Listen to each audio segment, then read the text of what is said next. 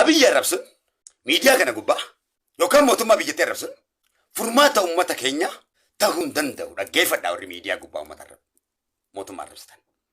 Uummata kanaaf saantima tokko yoo naa godhisiin jee uummata kana naa furiyoon siin jee ati ka miidiyaa gubbaa lafa laftu kun na argaa fi na dhagayaa malee uummata kiyyaaf furmaata tokkollee godhuu hin dandeessu. Uummata kiyyaan layyaa keessa bu'uu dhiisiiti naafis sagalee ta'uu fidi.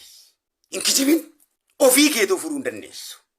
Nama tokko Suudii irraa biyyatti galchuu jechuun qarshii 100,000 fedha nama tokko qofti.